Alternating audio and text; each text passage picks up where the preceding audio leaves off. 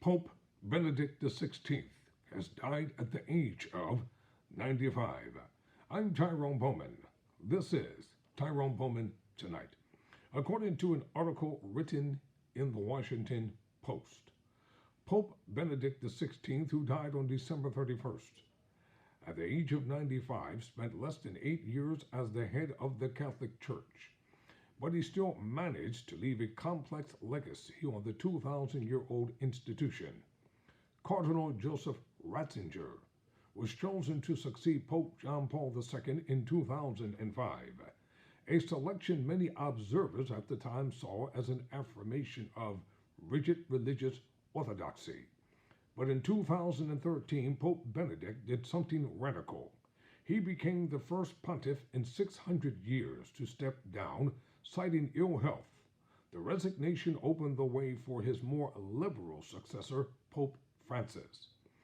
Benedict was born in Germany's Bavaria in 1927 and was drawn to the early church in his life.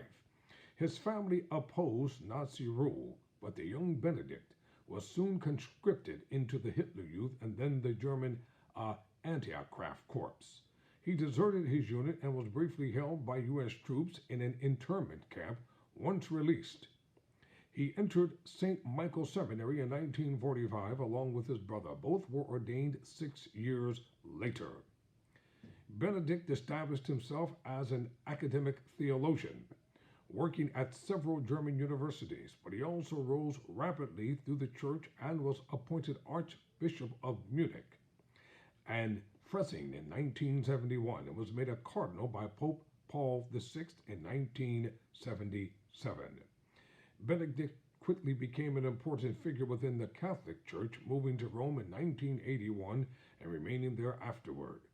He pushed a traditional view of Catholicism, rejecting the increasing secularization seen across Europe and North America. One of the leading Catholic theologians of his time, Benedict, was the longtime head of the Vatican's powerful Congregation for the Doctrine of the Faith and a vastly influential cleric forging church policy. Pope John Paul II, a mentor to Benedict, died in 2005 at the age of 84 after a long battle with Parkinson's disease. The charismatic leader had led the church for more than 26 years, making it the Roman Catholic Church's third longest papacy. Benedict later told pilgrims that he had no interest in taking the position himself and that he hoped instead to live out his final days in peace. But when the 115th cardinal electors gathered behind closed doors at the Vatican Sistine Chapel, he emerged as the favorite. He officially became Pope Benedict XVI on April 19, 2005, 2 weeks after the death of John Paul. At 78 years old, Benedict was the oldest pope to be elected since 1730.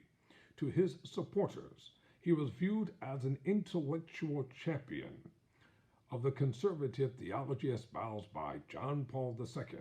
However, his stance on issues like divorce, women in the church, and same-sex marriage, as well as the alleged mishandling of child abuse scandals in the church, meant he was a controversial leader.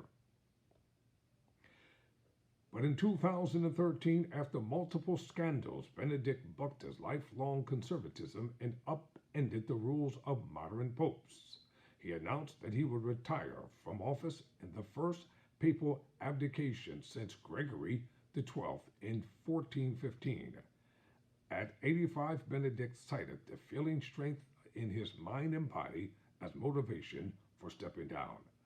After a papal conclave, the Jesuit Cardinal Jorge Mario Bergoglio was selected as the new pope. The 76-year-old Argentine became Pope Francis, the first pope in over a millennium to hail from outside Europe. Francis's comparatively liberal view of the faith marked a change from Benedict, who continued to wear a papal white and use his papal name. On December 28th, Francis asked a general audience to pray for Benedict and asked God to console and sustain his predecessor until the end. I'm Tyrone Bowman. Never surrender, never quit.